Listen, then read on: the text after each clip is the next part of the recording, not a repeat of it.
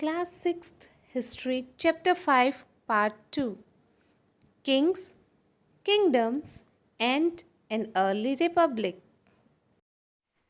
Students, in the video of this same chapter, Kingdoms, King and Early Republic, we have discussed about the Varna system. That priests, they divided the whole society into four Varnas. First, the Brahmins, next the Kshatriyas, third Vaishyas and fourth Shudras.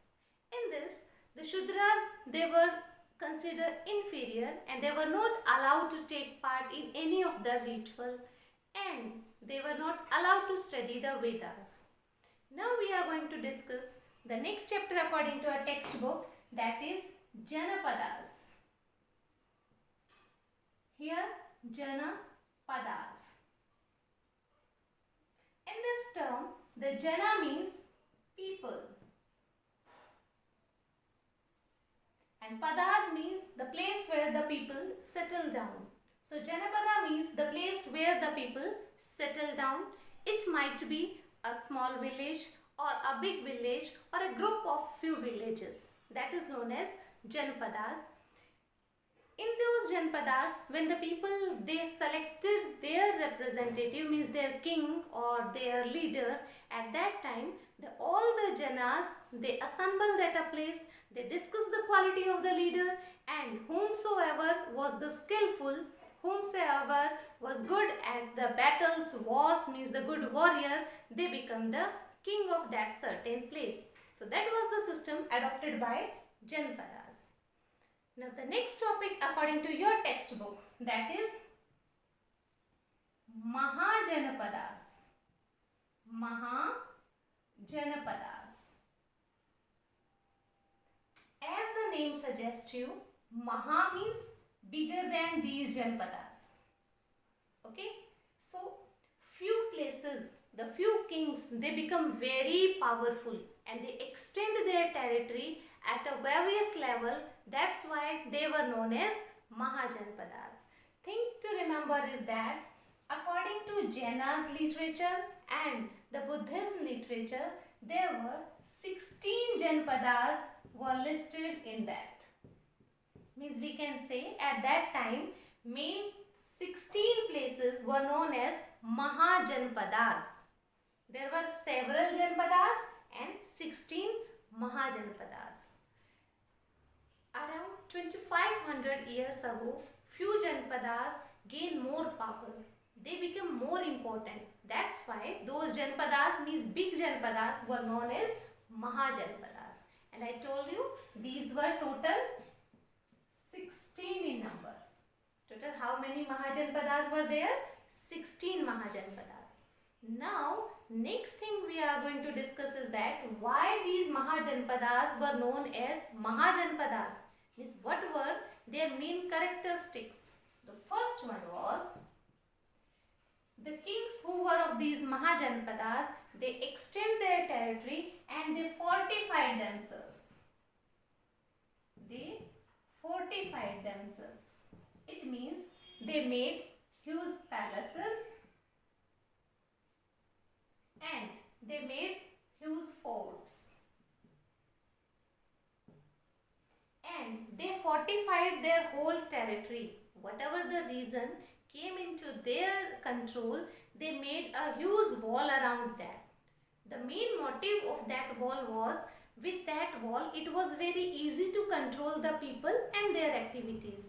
And that wall was very useful to protect them from the outer attacks also. So, these Mahajanapadas were different in many ways from the Janapadas. First one was, these were fortified kings, they made palaces, they made forts also.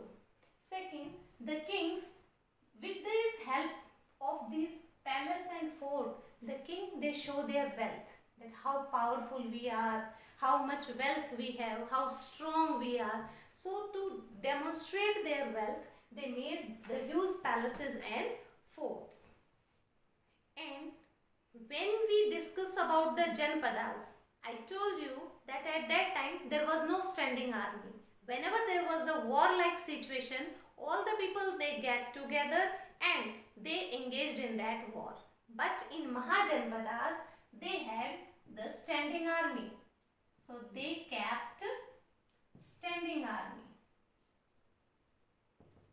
It means the kings, they had the army, like you read about Akbar, Vikramaditya and other kings, they had the army. In the same way, the kings of Mahajanpadas, they had their standing army. And that army was paid with salaries. That army was also paid with the salaries. So there were the two features. The Mahajanpadas, they were fortified kings, they made palaces and forts. Second one, they kept standing army. Now, to pay the salary to these army, to make huge palaces, to make huge forts, it was very necessary that the king's treasure should be full. Okay, without the money, it was not possible. So to gather more and more money, the kings of Mahajanpadas, they imposed taxes on the people. They imposed taxes on the people. They imposed various taxes, and with the help of these taxes, lot of money came to the king, and he invested that money in making of palace, forts, paying the salaries, for the goodwill of the people, for digging well, and all these things. So the main source of income was revenue, means they had taxes system. Now just see what type of taxes they had. Okay, so the first one, they had the taxes on crops.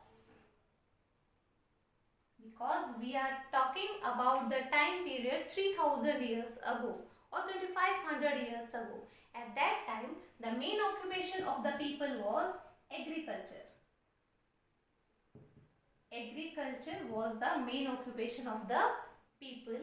That's why the king of Mahajanpadas, they imposed taxes on the crop. And how much taxes they took from them? Approximate 1/6 of total produce.